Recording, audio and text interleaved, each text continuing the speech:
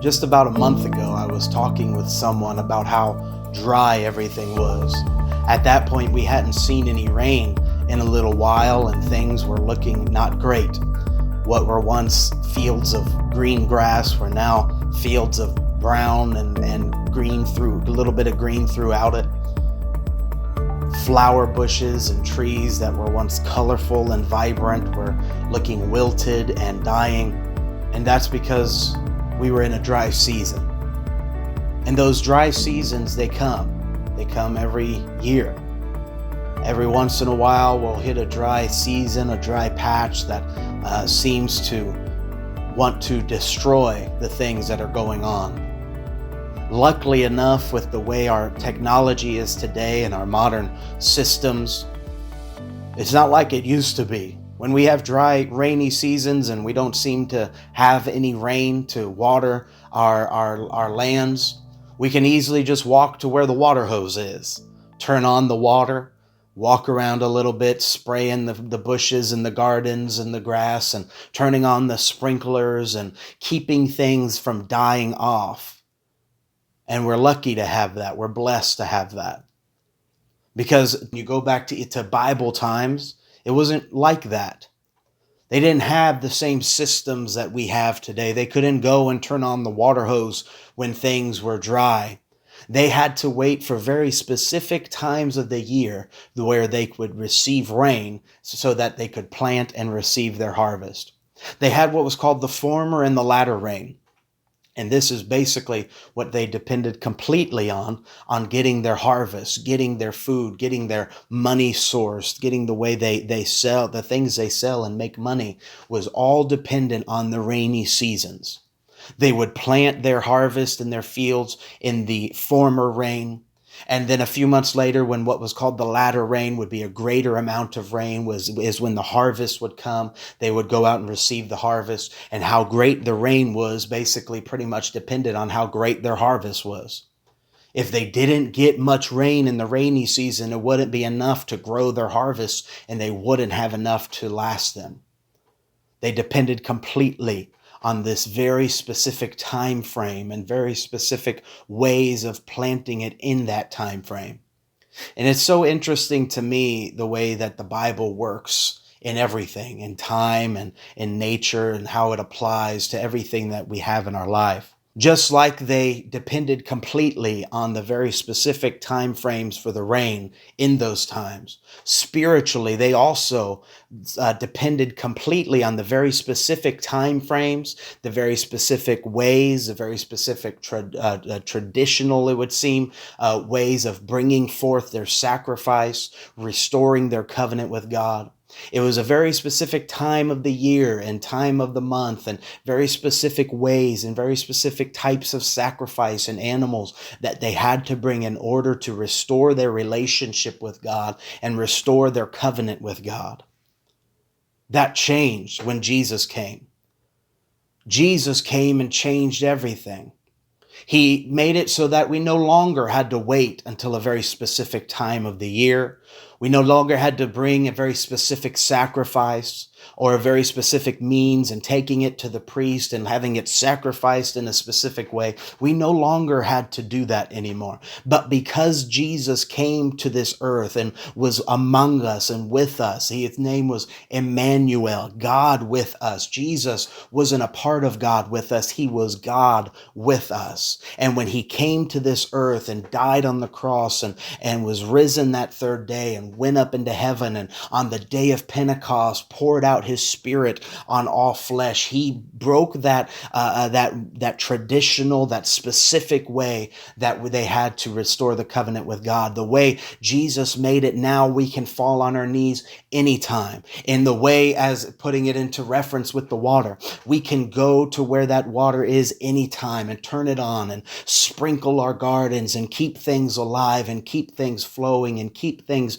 living and breathing. What would happen was between the rain times, things would die completely, and then the rain would have to come and restore life. We don't have to do that anymore. But throughout the week, we can go to the water We can go to our prayer closet and we can go to our Bible and we can go to our time with God and we can turn on the water and keep our lives going, keep our lives growing, keep ourselves alive through the water of His Spirit and His Word. We no longer have to wait until a very specific time to try to fix all of the problems that had been going on. But no, every single day we can and we should turn on that water and let it flow into our lives. We talk a lot about that. We talk a lot about how we all should have a relationship with God. We should be praying. We should be reading our Bibles. We should be making sure we're keeping our connection with God, making sure that we're not drying up and dying off because we can't get to where the rain is as much. We talk a lot about that, and it's true. We absolutely should. But I think it is so important, and I really feel God speaking to me for this. It is so important in this time that we not just depend completely on that water hose.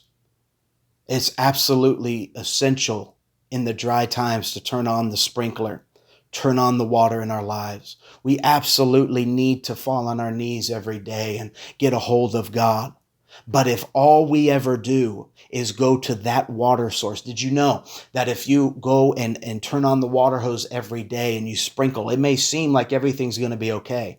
But if that rain never comes down, eventually that water that magically comes from that water hose is going to dry up as well. We cannot neglect the gathering of the saints in this time. The writer of Hebrews says in Hebrews 10:25, not forsaking the assembling of ourselves together, as the manner of some is, but exhorting one another, and so much the more as ye see the day approaching. The writer here is saying, don't neglect the getting together of the saints. Don't neglect the time where you come together in church. I remember growing up and being in the youth, being a teenager, and going to camps and going to the different services and youth outreach and youth services and all of these things that we would go to and participate in. And while I was struggling in my relationship with God in my own personal life, it was those outpourings of His Spirit, those times of refreshing that I still remember to this day that kept me going for a long time. I remember at camp one year in one of the worship services, I couldn't tell you what song we were singing. I couldn't tell you who the preacher was that night or even what year it is. But I remember one worship service that the Spirit of God took over and we were all praising and worshiping. Next thing I know, all of the students are running outside of the building and there's youth all over the parking lot dancing and praying, people laying in the grass with their face in the grass, crying out to God and praying. That was a time of refreshing where the rain came down. I remember services at camp where we spend over an hour in the altar call just praying and crying. I remember altar calls in Sunday morning services and Sunday night services where we would get a hold of God and we would feel that refreshing. And as I said, though, we would leave that place and we would lose our connection with God because we weren't going to that water hose. Those times of outpouring were still so important to us. So important to me to the fact that I still remember them today. I can point out specifics to you today of those times. Even though I wasn't living for God, I couldn't tell you what songs were sang. I couldn't tell you what messages were preached or who preached them, but I could tell you God's Spirit poured down on me. And we need desperately those times of refreshing.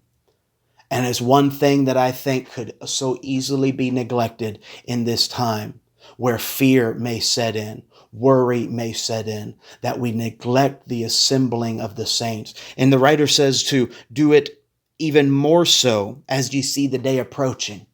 The closer you get to the end, the more we should be coming together.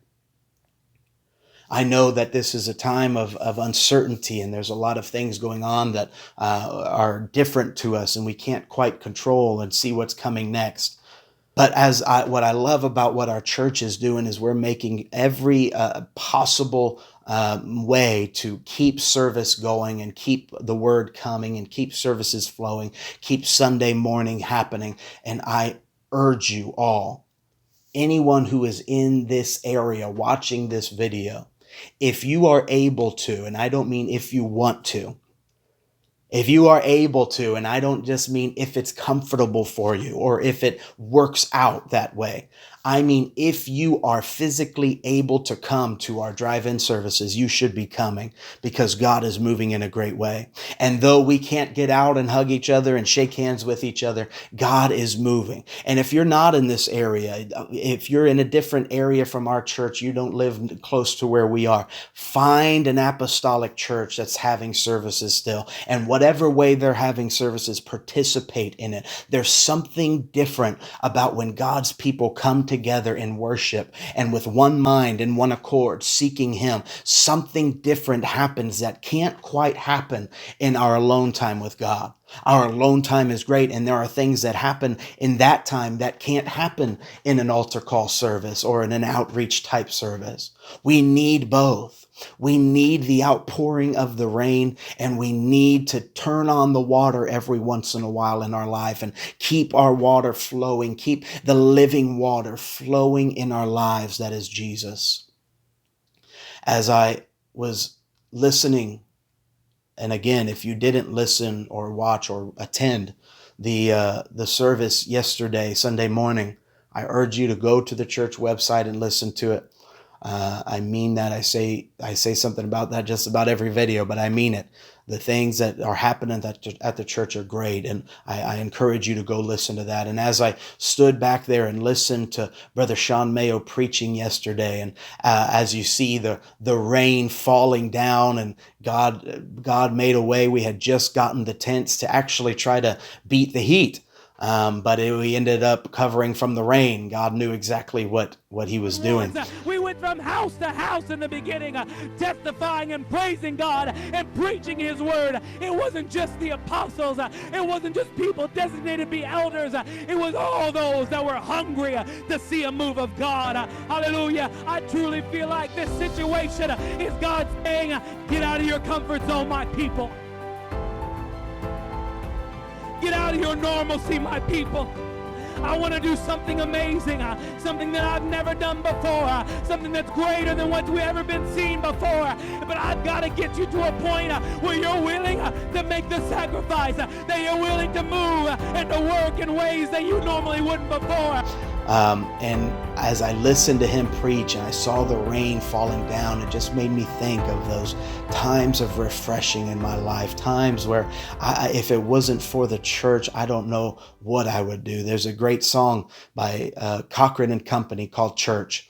And it's a great song. It talks just simply about how we need the church. We need each other. We need the outpouring of the Spirit that happens in church altar calls. We need the outpouring of the Spirit that happens when God's people come together. We need the outpouring of the Spirit. We also need that time every day where we go and water our gardens, the day that we're not going to service, the day that we're not going to an altar call. We need to make sure we're going and turning on the water and keeping things alive and keeping things fresh, so that when we do go to the outpouring, it's not there to bring everything back to life, but to bring new life and to let things continue to grow and to flourish.